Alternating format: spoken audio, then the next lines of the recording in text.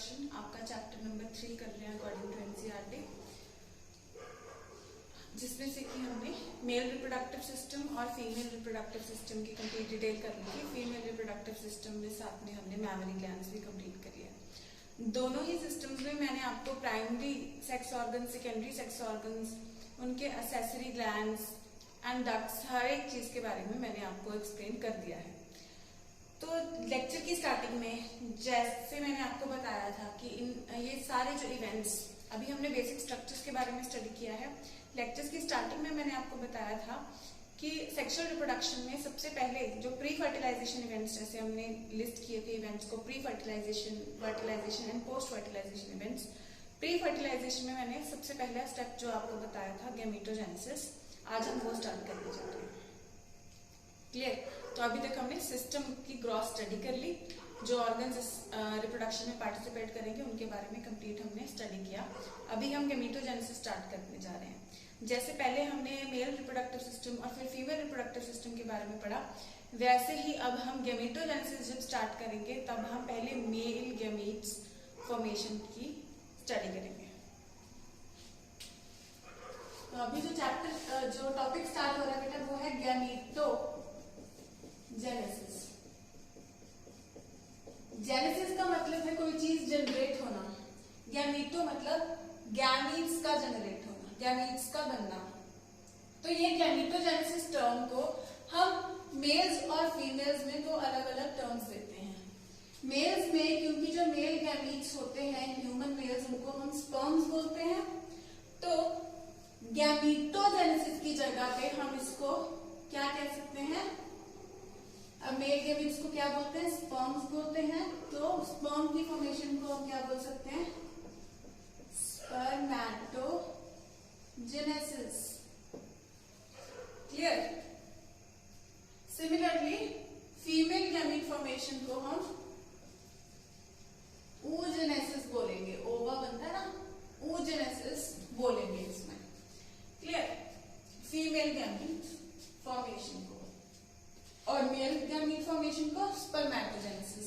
तो अभी हम स्पर्मैटोजेनेसिस स्टार्ट कर रहे हैं, oogenesis हम बाद में करेंगे। अभी हम स्पर्मैटोजेनेसिस स्टार्ट कर रहे हैं। सबसे पहले हम आते हैं साइट ऑफ स्पर्मैटोजेनेसिस क्या होती है। मैंने आपको स्टार्टिंग में बताया था, टेस्टिस के क्रॉस सेक्शन में, टेस्टिस के क्रॉस सेक्शन में मैंने आपको यहाँ पे सेमिनिफेरस ट्यूब्यूल्स वगैरह ड्रॉ किया था, जिसमें मैंने आपको बताया था कि इसका कट सेक्शन फिर हमने लिया था सेमिनिफेरस ट्यूब्यूल्स का,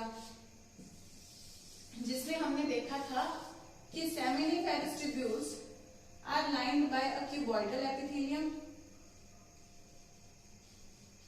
and a few pyramidal shape cells. याद रखो। तो ये वाले सेल्स जो क्यूबॉइडल एपिथेलियम या जर्मिनल एपिथेलियम जिसे हम कह रहे हैं, ये वाले पार्टिसिपेट कर रहे थे इन गैमीट फॉर्मेशन। और इसे इंड्यूस कौन कर रहा था? यहाँ पे कुछ इंटरस्टिशियल सेल्स थे जिनको हम कह रहे थे लेडिक सेल्स।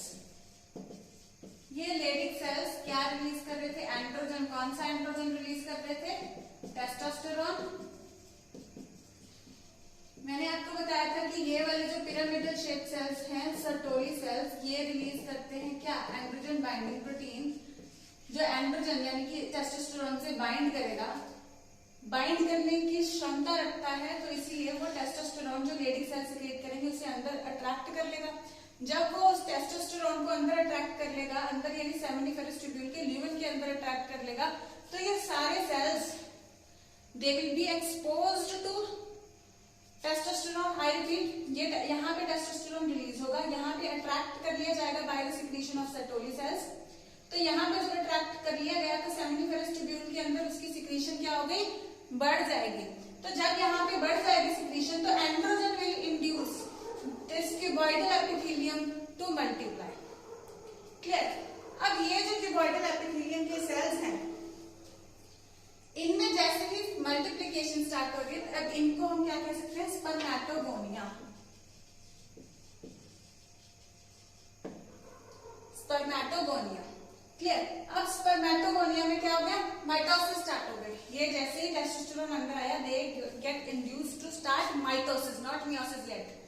तो जब माइटोसिस स्टार्ट हुई तो दो तरह के सेल्स बने, टाइप ए सेल्स और टाइप बी सेल्स। ये जो टाइप ए सेल्स हैं they will again start multiplying to form more spermatogonia. एक तरीके के माइटोटिक सेल्स फिर से बनाना शुरू कर देंगे। और ये जो टाइप बी सेल्स है, अब इन्हें हम क्या कहेंगे, इन्हें इस स्टेज पे अभी क्या हुई है बेटा, ये ध्यान देना, अभी हुई है सिर्फ माइटोसिस, और इस माइटोसिस के बाद हम इनको प्राइमरी स्पर्मेटोसाइट्स, टाइप बी वालों को हम क्या कहना शुरू कर देंगे, प्राइमरी स्पर्मेटोसाइट्स। अगर किसी को टाइप ए टाइप बी याद करने में दिक्कत आ रही है तो अभी ये लीस्ट पॉसिबल चांस है कि आपको टाइप ए टाइप बी पूछा जाए। जस्ट आप ये ध्यान में रख लो, ऐसे कर लोगे तो कोई दिक्कत नहीं है, फिर भी है किसी को दिक्कत याद करने में तो स्पर्मेटोगोनिया माइटोसिस के बाद ये बना देता है, sorry, primary spermatocytes. Primary spermatocytes, इतना ध्यान में रख लो कि स्पर्मेटोगोनिया माइटोसिस के बाद क्या बनाना शुरू कर देता है, प्राइमरी स्पर्मेटोसाइट्स। वैसे आपकी नॉलेज के लिए आपको बता दूं कि ये जो सेल्स हैं जब मल्टीप्लाई करते हैं बाय माइटोसिस तो दो तरह के सेल्स बनते हैं। कुछ सेल्स अभी आगे डिवीजन नहीं करेंगे, वो फिर से माइटोसिस ही परफॉर्म करना शुरू कर देंगे, यानी कि वो फिर से स्पर्मेटोगोनिया वाला फंक्शन ही परफॉर्म करेंगे। और कुछ cells will get converted into type B, यानी कि कुछ सेल्स ऐसे होंगे जो अभी मियोसिस करना शुरू कर देंगे, और उन सेल्स को हम इस स्टेज पे कहेंगे प्राइमरी स्पर्मेटोसाइट्स। प्राइमरी स्पर्मेटोसाइट्स की जनरेशन विद माइटोसिस हुई है, not with meiosis. It's a very important question. Then अब होगी मियोसिस, और मियोसिस की बच्चों आपको याद होगा कि मियोसिस की दो स्टेजेस होती हैं, मियोसिस 1 और मियोसिस 2। तो यहाँ पे जब मियोसिस होगी, सपोज करो एक स्पर्मेटोगोनिया था, एक सेल, एक क्यूबॉइडल सेल, उससे एक टाइप ए बना, एक टाइप बी बना। टाइप ए से हमारा कोई कंसर्न ही नहीं है, टाइप बी एक बन गया है ना, क्योंकि माइटोसिस हुई थी, एक सेल माइटोसिस से दो में ही डिवाइड होता है। जस्ट समझने के लिए बता दूं, सपोज करो एक पर्टिकुलर सेल की बात कर रहे हैं, that particular cell got divided into 2। Type A से हमारा अभी कोई मतलब नहीं है, अभी हमारे पास टाइप बी एक, या कह सकते हैं कि एक हमारे पास क्या है, प्राइमरी स्पर्मेटोसाइट है इस टाइम पे। और ये प्राइमरी स्पर्मेटोसाइट मियोसिस 1 करेगा, और मियोसिस 1 के बाद हमारे पास कितने सेल्स आते हैं, दो सेल्स मियोसिस 1 के बाद आ जाते हैं। इन दोनों को अभी हम कहेंगे सेकेंडरी स्पर्मेटोसाइट्स। सेकेंडरी स्पर्मेटोसाइट्स कहेंगे इन्हें हम, ठीक है।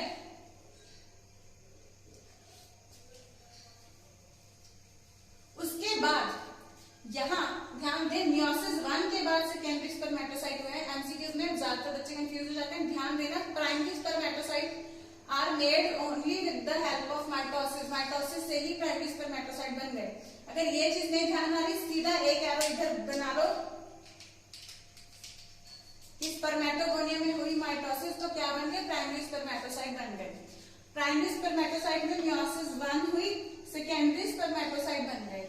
अब सेकेंडरी स्पर्मेटोसाइट में मियोसिस तो कंप्लीट होनी ही है, सेकेंडरी स्पर्मेटोसाइट में अब होगी मियोसिस 2।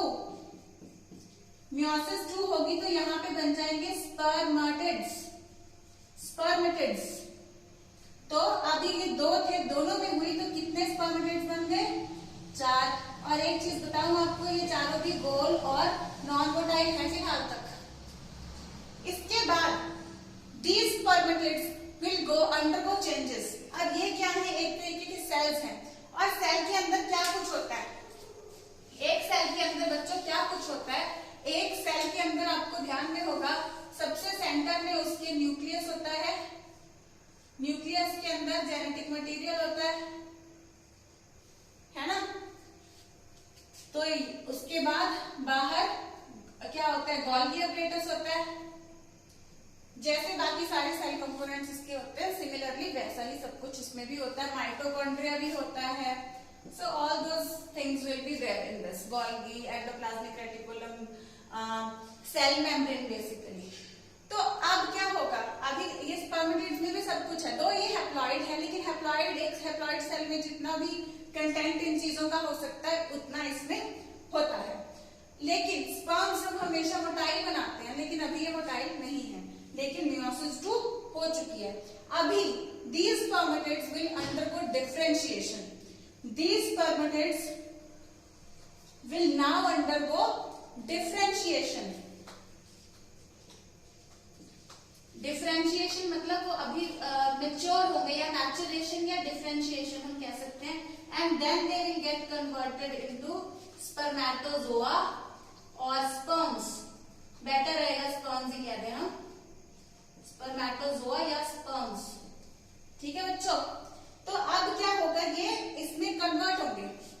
अब मैं यहाँ पे आपको 3 टर्म्स बताना चाहती हूँ। एक टर्म तो आपकी हो गई स्पर्मेटोजेनेसिस, यानी कि फॉर्मेशन ऑफ स्पर्म्स, सिंपल। अब यहाँ पे जो पर्टिकुलर डिफरेंशिएशन, ये वाला पर्टिकुलर जो स्टेप है, conversion of non motile spermatids into properly functional sperms, motile sperms, this is known as spermiogenesis. Spermiogenesis, ठीक है। तो ये अभी स्पर्म्स में कन्वर्ट होते हैं। अभी कैसे कन्वर्ट होते हैं और इसके सारे सेल ऑर्गेनेल्स का क्या क्या बनता है, वो हम इस टॉपिक के इमीडिएटली बात करेंगे, स्पर्म का स्ट्रक्चर में डिस्कस करेंगे। क्लियर। अभी मैं आपको 3 टर्म्स बताने जा रही हूँ जो आपको कई कई बार 3 मार्क्स में भी आ जाती हैं। Define spermatogenesis, spermiogenesis and spermiation. Now what is this spermiation? अभी ये वाले सेल से क्या बन गए, स्पर्म्स बन गए। ये क्यूबॉइडल एपिथेलियम वाले सेल से बन गए स्पर्म्स। तो अभी ये स्पर्म्स क्या करेंगे, जैसे ही ये स्पर्म्स बन गए, स्पर्मियोजेनेसिस होने के बाद, तो now they will embed their head into the Sertoli cells. अब ये सर्टोली सेल्स के अंदर इनका जो हेड है वो एम्बेड हो जाएगा। मैंने आपको बताया था सर्टोली सेल्स इसको नरिशमेंट प्रोवाइड करते हैं और एक्टिवेट करते हैं और इनको फर्टिलाइजेशन के काबिल बनाते हैं एक तरीके से। ठीक है, तो अभी ये सर्टोली सेल्स के अंदर इनका हेड एम्बेड रहेगा, और जब इनको प्रॉपर नरिशमेंट वगैरह मिल चुका है and they are ready to be released, उस टाइम पे ये वाले जो स्पर्म्स हैं, ये सर्टोली सेल के हेड से अपना सर्टोली सेल से अपना हेड निकाल करके इसके ल्यूमेन में आ जाएंगे। ये अगर सेमिनिफेरस ट्यूब्यूल है तो इसके ल्यूमेन में आ जाएंगे आगे स्विम करने के लिए। ठीक है, तो उसमें स्विम करने के लिए, आगे पास करने के लिए इसमें आ जाएंगे। अब ध्यान से बात सुने, मैं तीसरी टर्म बता रही हूँ आपको। पहली टर्म स्पर्मेटोजेनेसिस, दूसरी स्पर्मियोजेनेसिस, तीसरी टर्म मैं आपको बता रही हूँ स्पर्मिएशन। स्पर्मिएशन का मतलब है when the fully mature sperm takes its head out of this Sertoli cell। जब एक पूरा मेच्योर स्पर्म अपना सर सर्टोली सेल से निकाल करके ल्यूमेन में आ जाता है for swimming and going head, उस चीज को स्पर्मिएशन बोलते हैं। कंसेप्ट सुन ले। Spermatogenesis, simple formation of sperm, this entire process till here. But this part where the non-motile spermatids get converted into sperms, this part is known as spermiogenesis. And after the fully formed sperm embeds its head into the Sertoli cell। फिर ये mature होने के बाद उसमें से अपना sir निकाल लेता है, ल्यूमेन में आ जाता है, एक्टिवेट हो जाता है फर्टिलाइजेशन करने के लिए। तो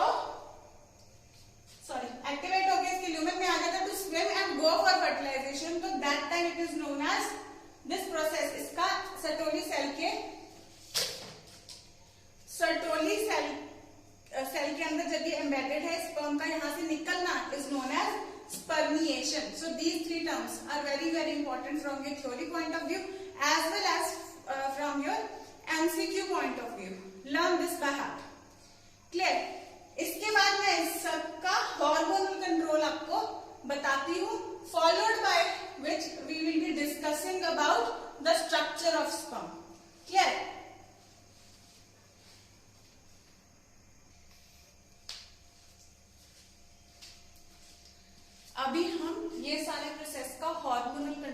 डिस्कस करेंगे। आपको हार्मोन्स वाला जो चैप्टर आपने +1 में लास्ट में किया केमिकल कंट्रोल एंड कोऑर्डिनेशन, उसका आपको कुछ पार्ट याद होगा कि इसमें हमने हाइपोथैलेमस के बारे में डिस्कस किया था। हाइपोथैलेमस के बारे में डिस्कस किया था और हाइपोथैलेमस हमने देखा था कि ब्रेन और एंडोक्राइन सिस्टम दोनों में कनेक्शन बनाता है। और ये स्टेटमेंट जो मैंने बोली है कि हाइपोथैलेमस ब्रेन और एंडोक्राइन सिस्टम और नर्वस सिस्टम में कनेक्शन बनाता है, ये एक इंपॉर्टेंट स्टेटमेंट थी। ठीक है, तो अभी coming back to the point, hypothalamus हमें पता है कि दो तरह के हार्मोन्स रिलीज करता है। हाइपोथैलेमस दो तरह के हार्मोन्स रिलीज करता है। कौन से दो तरह के? Releasing hormones and inhibiting hormones. तो रिलीजिंग हार्मोन्स में जो बेसिक एग्जांपल एनसीईआरटी में दी हुई थी प्रीवियस ईयर की, वो कौन सी थी? गोनाडोट्रोपिन रिलीजिंग हार्मोन, जिससे मैंने आपको इस तरीके से भी लिखना सिखाया था, गोनाडोट्रोपिन रिलीजिंग हार्मोन।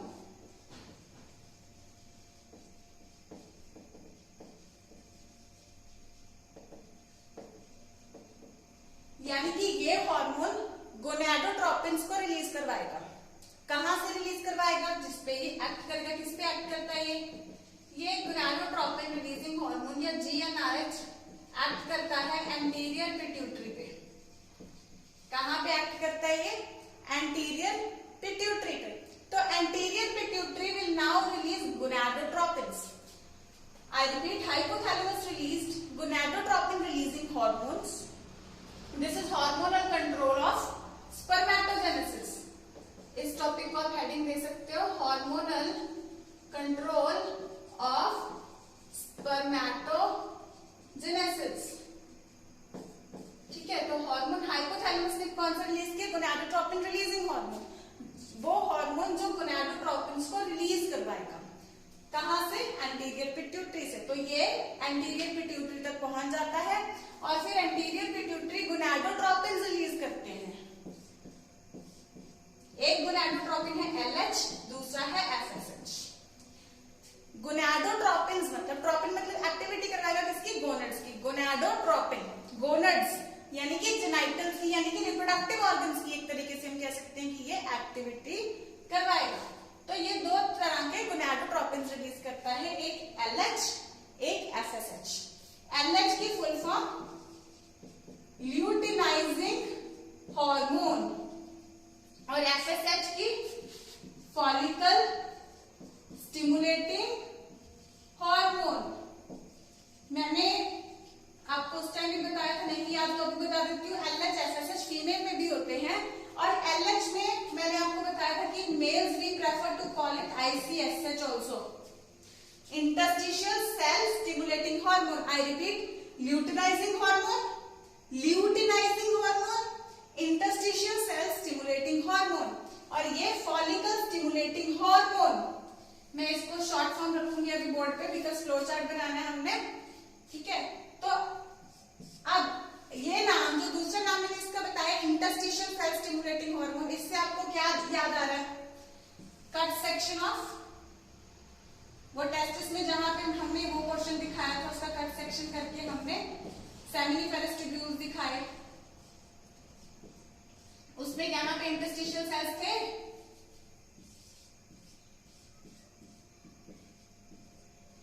यहाँ पे इंटरस्टिशियल सेल्स थे जो क्या रिलीज कर रहे थे? मैंने आपको बताया था एंड्रोजन रिलीज कर रहे थे। ध्यान में है, एंड्रोजन रिलीज कर रहे थे। यहाँ पे फोकस हो पा रहा है? Let me check.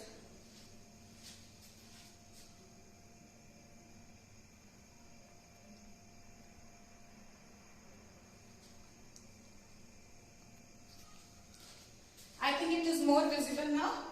तो यहाँ पे लेडिक सेल्स थे जिन्हें हम इंटरस्टिशियल सेल्स भी कह सकते हैं, क्योंकि ये इंटरस्टिशियम में है। गोनड के यहाँ पे इंटरस्टिशियम में लेडिक सेल्स थे सेमिनिफेरस ट्यूब्यूल्स के आसपास। तो ये सेमिनिफेरस ट्यूब्यूल है, यहाँ पे लेडिक सेल्स थे। लेडिक सेल्स या इंटरस्टिशियल सेल्स भी इनको कह सकते हैं, क्योंकि ये इंटरस्टिशियल स्पेस के अंदर है। तो that is the interstitial cell stimulating hormone, यानी कि इंटरस्टिशियल सेल्स यानी कि इनको लेडिक सेल्स को एक तरीके से ये स्टिमुलेट करेगा। ल्यूटिनाइजिंग हार्मोन भी इसको बोल सकते हैं। तो ये या ऐसे याद कर सकते हैं कि alpha luteinizing hormone, alpha Leydig cells. तो अब क्या होता है, दिस LH और ICSH it acts on Leydig cells. I repeat, gonadotropin releasing hormone acted on anterior pituitary. Anterior pituitary released LH and ICSH, which acted on Leydig cells of the testis, and then Leydig cells Leydig cells secreted androgens, and androgens यानी कि testosterone, it stimulates. I told you as soon as it enters the seminiferous tubules, it stimulates spermatogenesis. तो इस phenomenon को, ये जो हमने process पढ़ा है, इसको ये स्टिमुलेट करते हैं एंड्रोजेंस। एंड्रोजेंस इसके अलावा और क्या करते हैं, स्पर्मेटोजेनेसिस को भी स्टिमुलेट करते हैं। प्लस ये जो मेल्स के सेकेंडरी सेक्सुअल कैरेक्टर्स होते हैं, beard, body structure, voice change, वो सब कुछ जो प्यूबर्टी के बाद, ये जब हार्मोन रिलीज होते हैं, प्यूबर्टी के बाद जो वॉइस में स्पेसिफिक मेल स्पेसिफिक कैरेक्टर्स आने शुरू होते हैं, उसके लिए भी ये एंड्रोजेंस यानी टेस्टोस्टेरोन रिस्पॉन्सिबल होता है। क्लियर? दूसरा हार्मोन जो हम FSH की बात कर रहे हैं, ये किस पे एक्ट करेगा, this acts on the Sertoli cells.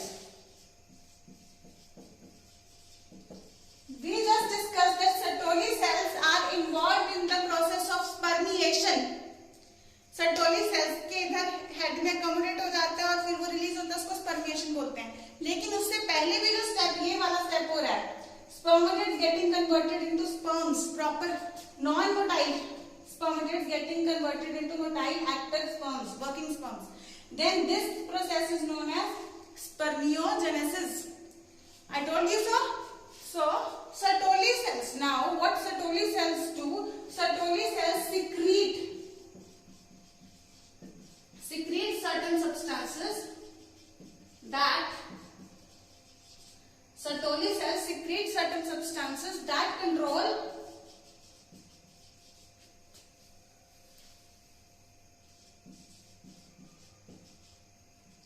spermiogenesis. This whole thing is written in a paragraph form in your textbooks, but I have drawn a flow chart for this because this is easy to understand for you. Moreover, if you are going to draw a similar flow chart in your exams, so it will benefit you obviously, because the only person who can draw the flow chart is the one who understands the concepts very very clearly. ठीक है? तो अभी उनको नहीं पता ना कि madam ने बना के दे दिया फ्लो चार्ट रेडीमेड, तो अभी समझना भी जरूरी है। ठीक है, मैडम ने फ्लो चार्ट दे दिया, ऐसे नहीं है कि उसी को याद कर लेना है। इस प्रोसेस को कंप्लीट समझ के आपने फिर अटेम्प्ट करना है। ठीक है बच्चों, so this is the hormonal control of, this is, we talked about spermatogenesis or gametogenesis in males, then we talked about the hormonal control of this process. Now we are going to talk about this particular process. As I told you that spermatids are simple haploid cells, simple haploid non-motile cells, and how do they get converted, how are the different cell organelles positioned in order to form it a motile structure. Motile means जो move कर सकता है, ऐसा structure proper, उसको sperm का structure बनाने के लिए उसके सेल ऑर्गेनेल्स कहां से किधर शिफ्ट करते हैं, वो सब हम अभी डिस्कस करते हैं। तो इसका स्ट्रक्चर मैं यहां पे ड्रॉ करूंगी। Clear? Okay, I just rub a little bit of these diagrams and these extra words, and then I will make a structure over here because the extreme, this part will not be visible to you.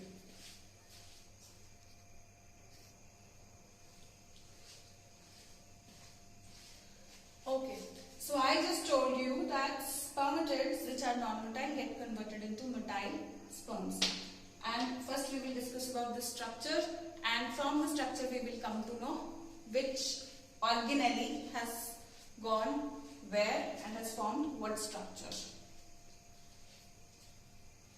Actually sperm has three, we'll first generalize the parts. It has head, neck, middle piece and tail, and above the head it has a cap. So I will start from here.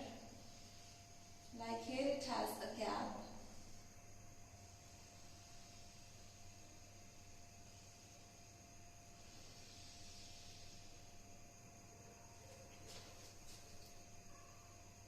I will tell you a little bit side by side. This cap, the first structure that I have formed, this cap is known as acrosome. Now from where this acrosome has formed?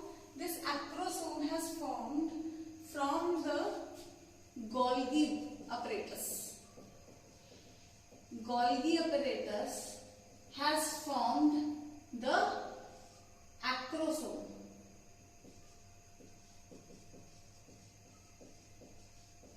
Then this part that I have drawn, this acrosome is known as the cap part. It is sort of a cap to it. ऊपर टोपी सी लगी हुई है. टोपी किसके ऊपर होती है? सर के ऊपर. तो अब ये सर किस चीज का बना? ये head. This head is actually nucleus. यानी कि this head is actually nucleus containing genetic material. तो सारा का सारा जेनेटिक मटेरियल जो डीएनए वगैरह है वो इसके अंदर होगा. मैं वो पूरा नहीं वैसे स्ट्रक्चर नहीं बनाऊंगी. क्रोमोसोम्स होंगे पूरे इसके अंदर. तो आप यहाँ पे जस्ट मैं न्यूक्लियस लिख देती हूँ. न्यूक्लियस का बना है क्या? हेड. अब इसके बाद आते हैं सेंट्रियोल्स. तो पहला सेंट्रियोल यहीं पे होता है, इमीडिएटली बिलो हेड. दो सेंट्रियोल्स होते हैं ना, तो immediately below this thing. Then दूसरा सेंट्रियोल बिल्कुल इसके आगे, हेड के बिल्कुल आगे. और ये सेंट्रियोल एक फ्लैजेलम बना होता है. ये सेंट्रियोल एक फ्लैजेला बना देता है.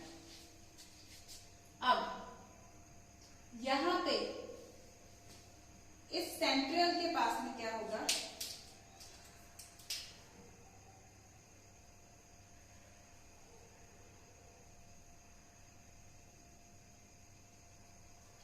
इतने पोर्शन में माइटोकॉन्ड्रिया बनेगा.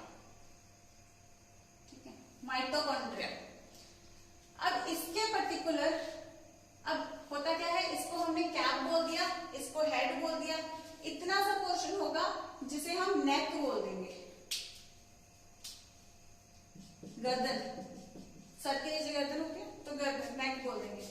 नेक के आगे हम बोलेंगे इस पोर्शन को मिडल पीस. अब ये मिडल पीस जो है ये किसका बना हुआ है? एक्रोसोम बना था गोल्गी का. यहाँ पे नेक है, नेक के अंदर सेंट्रियोल है. मिडल पीस किस चीज का बना है? मिडल पीस बना है माइटोकॉन्ड्रिया का. मैं इस तरफ नहीं लिखना चाहती.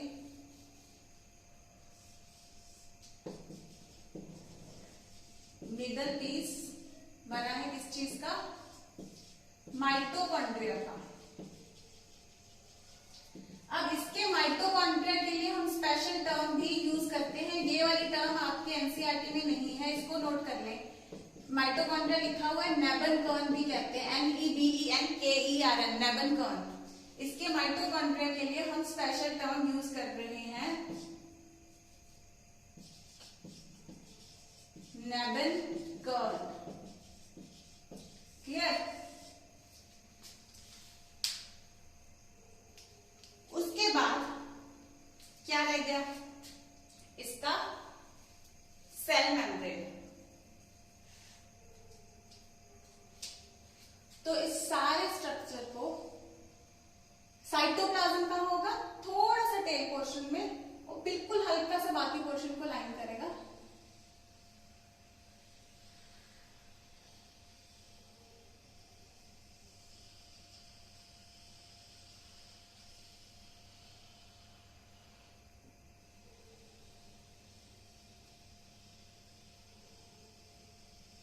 देखो इस रीजन में मैं साइटोप्लाज्म बना रही हूँ. एक पतली लेयर साइटोप्लाज्म की जो सिर्फ टेल के ऊपर ज्यादा प्रोमिनेंट होती है, बाकी के ऊपर तो बिल्कुल हल्का सा लेयर मिलता है. होते वैसे साइटोप्लाज्म रहे बहुत थोड़ा जाता है. ठीक है.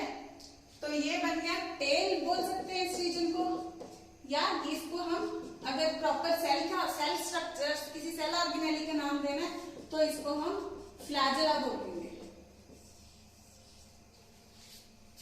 ठीक है, तो this centriole has given rise to flagella. ये जो दूसरा सेंट्रियोल मैंने आपको बताया, क्वेश्चन पूछ लिया जाता है, इसलिए मैंने पूछा जाता था एक्चुअली पहले, इसलिए मैंने आपको बता दिया। जनरली जो डायग्राम में ये एक ही बना होता है और इस तरीके से बना होता है, ठीक है, बट होता कहाँ पे, वो जस्ट आपको नॉलेज के लिए पता होना चाहिए कि जस्ट बिलो द हेड, ठीक है, वो इतना प्रोमिनेंट नहीं होता। देन अब ये सारे स्ट्रक्चर में हुआ क्या, ध्यान दो, गोल्गी अपरेटस बन गया एक्रोसोम, न्यूक्लियस इधर आ गया containing all the chromatin material, इधर नेक बन गई, ये जो यहाँ पे थोड़ा पार्ट होगा ना, तो इधर थोड़ा सा अंदर की तरफ चल जाएगी, जिसको हम बोल देते हैं नेक पोर्शन, ये नेक पोर्शन। देन उसके बाद ये स्ट्रक्चर जो है इसको मिडल पीस बोल देते हैं, मिडल पीस में क्या होगा, माइटोकॉन्ड्रिया। माइटोकॉन्ड्रिया को नेबेनकर्न भी बोल रहे हैं। तो माइटोकॉन्ड्रिया का क्या फंक्शन होता है हमेशा, रेस्पिरेशन, यानी कि एनर्जी प्रोवाइड करना। तो energy source for the movement of the tail so as to swim through the reproductive tract. First it will swim through the male reproductive tract, then it will swim through the female reproductive tract so as to reach the site of fertilization। तो उसके लिए energy कहाँ से मिलेगी, mitochondria. और ये centriole से जो टेल बनी है इसका क्या फंक्शन है, मोटिलिटी प्रोवाइड करना, यानी कि मूवमेंट की कैपेबिलिटी इसको प्रोवाइड करना। और ये एक्रोसोम क्या हो गया, एक्रोसोम की क्या जरूरत पड़ेगी, एक्चुअली जब हम एग का पूरा स्ट्रक्चर करेंगे, एग के आसपास भी कुछ लेयर्स होती हैं, उसका हम स्ट्रक्चर फिर किसी नेक्स्ट लेक्चर में करेंगे। तो इसके पास भी कुछ लेयर्स होती हैं, प्लस एक सीमेंटेड सॉर्ट ऑफ लेयर भी होती है, बिल्कुल सीमेंटेड नहीं, मतलब एक रिजिड लेयर होती है जिसको पेनिट्रेट करना पड़ता है। तो ये वाला जो एक्रोसोम है इसके अंदर एंजाइम्स भरे हुए होते हैं जो इसके आसपास की जितनी भी लेयर्स होंगी उनको पेनिट्रेट करने में हेल्प करेंगे और साइट ऑफ फर्टिलाइजेशन तक पहुंचने में इस स्पर्म को हेल्प करेंगे। Sorry, site of fertilization egg के अंदर पेनिट्रेट करने में हेल्प करेंगे ताकि इसका न्यूक्लियस जाके एग के न्यूक्लियस के साथ जाके मिल जाए। आई रिपीट, एक्रोसोम इसके आसपास की इस सेल को, जो एग सेल होगा, उसकी सारी लेयर्स को पेनिट्रेट करने में हेल्प करेंगे ताकि उसको ये फर्टिलाइज कर सके। 3 तरह के बेसिक एंजाइम्स, मल्टीपल एंजाइम्स होते हैं, 3 बेसिक एंजाइम्स होते हैं। एक्रोसिन होता है एक कोरोना पेनिट्रेटिंग एंजाइम होता है, एक हाइलुरोनिडेज होता है। ये फर्टिलाइजेशन के टाइम पे मैं आपको तीनों बता दूंगी, अभी किसी ने नोट करना है तो कर सकता है।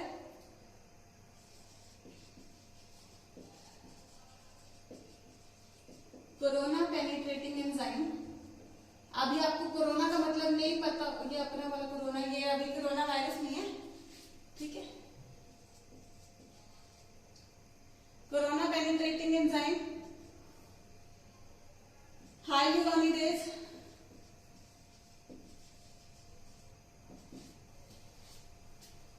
और एक्रोसिन, ये 3 एंजाइम मेजर होते हैं इसमें। कोरोना पेनिट्रेटिंग, कोरोना एक लेयर होती है, कोरोना रेडिएटा सेल्स होती हैं एक, तो उन सेल्स को हटाने के लिए होती है। हाइलुरोनिडेज क्या होता है, हाइलुरोनिक एसिड होता है जो हमारे सेल्स को, जितने भी सेल्स हमारे जैसे टाइटली पैक्ड है, उन सेल्स के आपस में ग्लू का काम करता है, उनको चिपका के रखता है। तो इसके आसपास भी जो सेल्स होंगे उनको वो डिसइंटीग्रेट करने में हेल्प करेगा कि उनका जो आपस में एक तरीके से सीमेंट में जोड़ रखा है उन सेल्स को, उनको उस हाइलुरोनिक एसिड को पिघला देगा और उन सेल्स को डिसइंटीग्रेट कर देगा। कोरोना लेयर जो होगी, कोरोना रेडिएटा, उसको पेनिट्रेट इससे करेंगे। एक्रोसिन भी आगे डाइजेशन में एक और लेयर आएगी, जोना पेलुसिडा वगैरह, उसको डिसॉल्व करने में हेल्प करेगा। आगे ये तीनों लेयर्स बेसिकली कोरोना रेडिएटा और जोना पेलुसिडा लेयर्स होती हैं, उनको पेनिट्रेट करके इसको एग सेल को फर्टिलाइज करने में हेल्प करेंगे। अभी के लिए ये नहीं समझ आ रहा तो कोई दिक्कत की बात नहीं है, फर्टिलाइजेशन में समझ आ जाएगा, ठीक है। तो अभी के लिए क्या क्या समझना है, सबसे पहले दिस थिंग, गैमेटोजेनेसिस स्टार्ट किया है हमने, स्पर्मेटोजेनेसिस, गैमेटोजेनेसिस 2 टर्म्स यूज करते हैं, मेल्स में हम स्पर्मेटोजेनेसिस कहते हैं, फीमेल्स में हम oogenesis कहते हैं। तो स्पर्मेटोजेनेसिस हमने अभी डिस्कस किया। स्पर्मेटोगोनिया जो मैंने आपको बताया था, सेमिनिफेरस ट्यूब्यूल्स को जो क्यूबॉइडल सेल्स लाइन कर रहे हैं उनमें माइटोसिस होगी। उनमें से कुछ सेल्स फिर से माइटोसिस में ही पार्टिसिपेट करेंगे और कुछ सेल्स को हम अब प्राइमरी स्पर्मेटोसाइट कह सकते हैं। ये जो प्राइमरी स्पर्मेटोसाइट होंगे इनमें अब मियोसिस 1 होगी तो सेकेंडरी स्पर्मेटोसाइट बनेंगे। सेकेंडरी स्पर्मेटोसाइट में मियोसिस 2 होगी तो स्पर्मेटिड बनेंगे which are non motile haploid cells. अब इनके अंदर कुछ चेंजेस होंगे ऐसे जिन्हें हम स्पर्मियोजेनेसिस इस प्रोसेस को बोलते हैं। इनके अंदर कुछ चेंजेस ऐसे होंगे जिससे कि मोटाइल स्पर्म बन जाएगा, जो यहाँ पे हमने स्ट्रक्चर ड्रॉ किया है। आपके एनसीईआरटी में स्ट्रक्चर किया हुआ है, अच्छे से उससे भी आप बार बार स्ट्रक्चर को प्रैक्टिस कर लेना, बिकॉज ये एग्जाम्स में पॉसिबिलिटी होती है इसकी आना। थ्योरी एग्जाम्स में भी पॉसिबल है, इसकी लेबलिंग पे भी क्वेश्चन आ सकता है, क्योंकि आजकल जो डायग्राम बेस्ड क्वेश्चंस का थोड़ा ट्रेंड है। ठीक है, तो डायग्राम बेस्ड क्वेश्चन अभी 1-2 साल नहीं आए हैं, तो हो सकता है आपके टाइम पे आ जाए। स्पर्मेटिड्स इसमें कन्वर्ट होते हैं स्पर्म्स में, तो स्पर्मियोजेनेसिस बोलते हैं। स्पर्मियोजेनेसिस उसके बाद स्पर्मियोजेनेसिस होने के बाद सर्टोली सेल्स के अंदर, यहाँ पे कुछ सर्टोली सेल्स भी, सर्टोली सेल्स के अंदर ये स्पर्म से बैठ जाते हैं। फिर जब सर्टोली सेल से बाहर निकलते हैं स्पर्म्स, तो उस प्रोसेस को हम बोलते हैं स्पर्मिएशन। ठीक है, फिर हमने बात की हार्मोनल कंट्रोल ऑफ स्पर्मेटोजेनेसिस की। हार्मोनल कंट्रोल ऑफ स्पर्मेटोजेनेसिस में hypothalamus, the structure below thalamus, जो ये वो स्ट्रक्चर है जो नर्वस सिस्टम और एंडोक्राइन सिस्टम को कंट्रोल को कनेक्ट करता है। तो hypothalamus will release certain releasing hormones and certain inhibiting hormones, and out of the releasing hormones one very important enzyme is gonadotropin releasing hormone, जो gonadotropins को release करवाएगा। होता क्या है, जब hypothalamus gonadotropin releasing hormone secrete करता है तो ये gonadotropin releasing hormone anterior pituitary gland पे जाके एक्ट करते हैं। फिर anterior pituitary gland get stimulated by this, तो ये anterior pituitary gland then secretes LH and FSH, both of which are known as gonadotropins, because gonadotropin releasing hormone acted on this. These two are known as gonadotropins. इन्हीं hormones को gonadotropin बोलते हैं।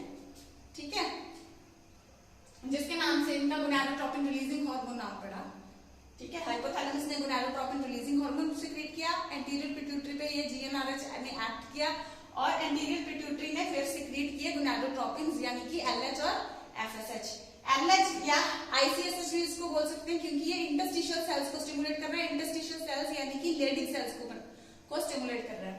तो lending sales या interstitial cells पे जब ये LH या ICSH जाता है वहां पे, तो उनको फिर ये स्टिमुलेट करेगा to release what, Leydig cells ने क्या रिलीज किया, एंड्रोजन, क्या कह सकते हैं, टेस्टोस्टेरोन। ठीक है, तो एंड्रोजन रिलीज हुए, बॉडी के फीचर्स एक्सप्रेस हुए, सेकेंडरी सेक्सुअल कैरेक्टर्स, प्लस जो मेन बात है कि इट स्टिमुलेट्स स्पर्मेटोजेनेसिस यानी कि फॉर्मेशन ऑफ मेल गैमीट्स और फॉर्मेशन ऑफ स्पर्म्स। देन दूसरी तरफ FSH acts on Sertoli cells, and Sertoli cells, I told you, it controls spermiogenesis. It would be better to write here Sertoli cells release certain things actually. यहाँ पे आरो में कितना better रहेगा, factors helping in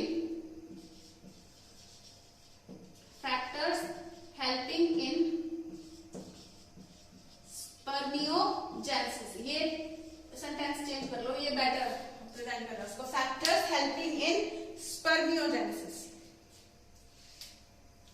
ठीक है, ये वाला जो फिनोमेनन है इसमें हेल्प कर रहे हैं सर्टोली सेल्स, कुछ ऐसा रिलीज कर रहे हैं जो इस फिनोमेनन में हेल्प करता है, स्पर्मियोजेनेसिस में हेल्प करता है। ठीक है, स्पर्मियोजेनेसिस टर्म यूज कर रही हूं मैं, इन तीनों टर्म्स में से कौन सी टर्म यूज कर रही हूं आपको ध्यान होना चाहिए। तीनों में डिफरेंसेस पूछ लिया जाता है।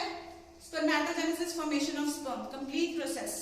Spermiogenesis, from non motile to motile, जब वो बनते हैं स्पर्मेटिड से स्पर्म्स बनते हैं।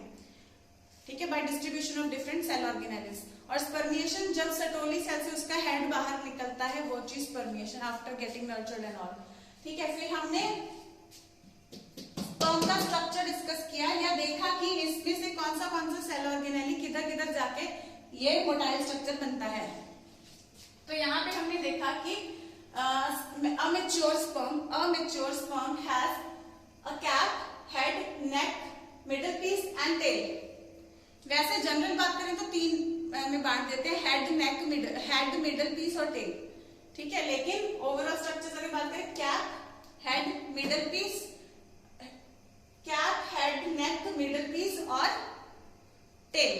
ठीक है, हेड में अगर हम बात करें तो सबसे ऊपर क्या पड़ा है, कैप, हेड के ऊपर है कैप के अंदर क्या है, एक्रोसोम। ठीक है, कैप कौन सा स्ट्रक्चर कैप बना रहा है, एक्रोसोम, जिसके अंदर कुछ एंजाइम्स हैं जो कि एग सेल को पेनिट्रेट करने में हेल्प करेंगे। अभी के लिए इतना ही कि acrosome contains certain enzymes which help in penetrating the egg for fertilization. That's it, penetrating the egg for fertilization, इस चीज में हेल्प करते हैं। देन हेड कंटेन्स न्यूक्लियस, इस पूरे पोर्शन को एक्चुअली हेड बोल सकते हैं। तो head contains nucleus will contain chromosomes और ऑल। ठीक है, जेनेटिक मटेरियल होगा इसमें। देन नेक हो गया। ठीक है, नेक के बाद माइटोकॉन्ड्रिया मिडल पीस बना रहा है इसका। माइटोकॉन्ड्रिया को हम नेबनकॉर्न भी बोल रहे हैं। और माइटोकॉन्ड्रिया एनर्जी जनरेट करेगा for the tail to make certain movements which help in swimming of sperm through the reproductive tracts. Then ये जो डिस्टल सेंट्रियोल है, प्रॉक्सिमल इधर डिस्टल सेंट्रियोल है, इस डिस्टल सेंट्रियोल से टेल बन जाती है जो जिसके आसपास ये नेबनकॉर्न है। यहाँ से जो टेल बन जाती है, टेल के आसपास ही नेबनकॉर्न है। और ये टेल जैसे यहाँ से सपोज करो this is the centriole which has given rise to this entire tail. तो यहाँ से टेल, ये माइटोकॉन्ड्रिया के थ्रू ये पास होता हुआ यहाँ से जाके पूरी टेल बना देती है। और इसका साइटोप्लाज्म का क्या बना, साइटोप्लाज्म में हल्की सी, सेल मेम्ब्रेन का क्या बना, सेल मेम्ब्रेन ने हल्की सी कोटिंग दे दी सारी जगह पे। और साइटोप्लाज्म की एक थिन लेयर बन गई जो कि ज्यादा कहाँ प्रोमिनेंट हो रही है, टेल पे थोड़ा बहुत दिख रहा है। बाकी सारा ये क्या है, सेल मेम्ब्रेन, जो कि सारे को कवर करती है। क्लियर, एक बार इन सारे स्ट्रक्चर्स को देख लीजिए।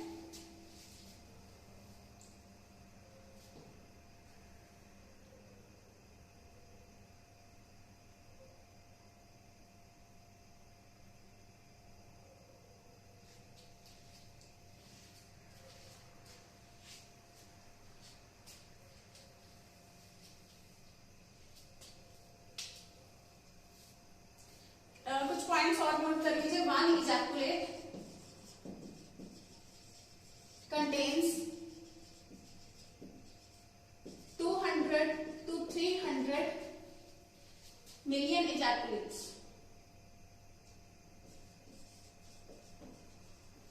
कितने, एक इजैकुलेट, जब एक बार सीमेन जो है वो रिलीज होता है तो उसके अंदर कितने 200 to 300 मिलियन स्पर्म्स होते हैं।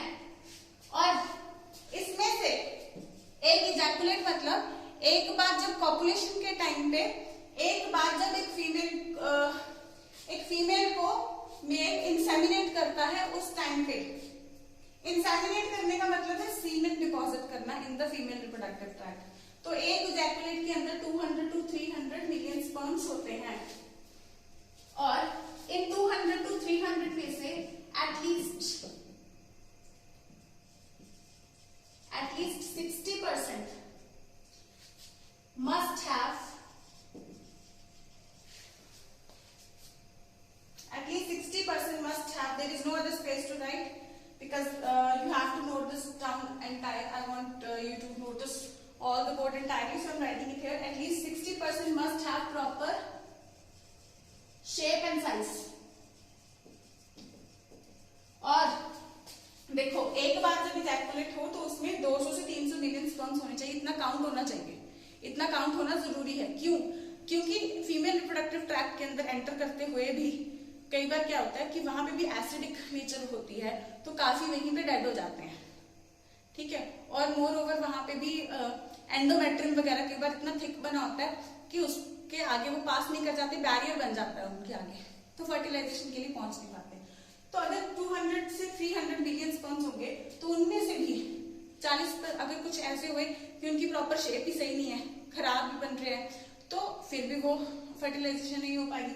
तो कम से कम, तो ये एक डाटा है जो बताता है कि कम से कम 200 to 300 मिलियन स्पर्म्स एक इजैकुलेट में होते हैं, जिसमें से कि 60% की कम से कम प्रॉपर शेप और साइज होना चाहिए, और उसमें से भी at least 40% must show vigorous motility। अब एक इजैकुलेट में 200 से 300 मिलियन स्पर्म्स होने चाहिए, और उनमें से इतने मिलियन स्पर्म्स में से कम 60% की प्रॉपर शेप एंड साइज होना चाहिए। अगर proper shape and size, proper structure होगा तो ही वो फर्टिलाइजेशन कर पाएगा। अगर ऐसा है तो जितने सही हैं उसमें से भी कम से कम 40% की विग्रस मोटिलिटी यानी कि स्पीड उस हद तक होनी चाहिए कि एग सेल को वो अच्छे से पेनिट्रेट कर सके, और क्योंकि उसको पहुंचना है एम्पुला तक, फीमेल रिप्रोडक्टिव ट्रैक्ट के एम्पुला तक पहुंचना है उसको, यहाँ पे एम्पुला तक पहुंचना है फैलोपियन ट्यूब पे। एग्जैक्ट स्ट्रक्चर मैंने आपको पिछले कुछ लेक्चर्स में बना के दिखाया था, आगे भी दिखाऊंगी, लेकिन एम्पुला तक पहुंचना है। ऐसे नहीं कि यूट्रस के अंदर फर्टिलाइजेशन नहीं होगी, एम्पुला पे ही फर्टिलाइजेशन होगी। फर्टिलाइजेशन तभी होगी जब उधर से एग और इधर से स्पर्म दोनों एक ही टाइम पे एम्पुला में पहुंचेंगे। तो इतना उस वहां तक पहुंचना, दैट इज वाई नंबर उसका इतना हाई होना चाहिए, शेप एंड साइज प्रॉपर होना चाहिए, और उसकी स्पीड यानी कि इसकी मोटिलिटी यानी मूवमेंट उसकी प्रॉपर होनी चाहिए। विग्रस मतलब बहुत ज्यादा होनी चाहिए, ठीक है। So this is the general thing. आज के लेक्चर में मैं इतने कराऊंगी, ठीक है। मैंने एक बार सारा कुछ रिवाइज करा दिया, ये 3 पॉइंट्स भी आप नोट कर लें, जैसे मैंने बोर्ड पे लिखा है ना अभी, तो ये सारा पॉइंट वाइज बना दिया, फ्लो चार्ट्स बना दिए इस तरीके से कि आपको ऐसे ज्यादा अच्छे से याद हो जाएगा। आपके एनसीईआरटी में एक आधा पॉइंट है जिसमें थोड़ा बहुत मिसिंग है, सिर्फ ये टाइप ए टाइप बी वाला मिसिंग है, बाकी मैंने जनरली एनसीईआरटी बेस्ड है लेकिन थोड़ा उसको इजी कर दिया है। एक नेवन कर्व वाला पॉइंट नहीं है, लेकिन ये इंपॉर्टेंट है, इसको नोट कर लो।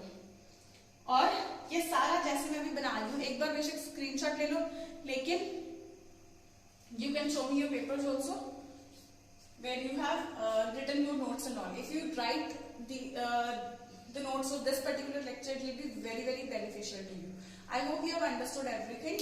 That's all for this lecture, and rest all we will do in the next one. I hope you have understood everything. All the best, all the very best class.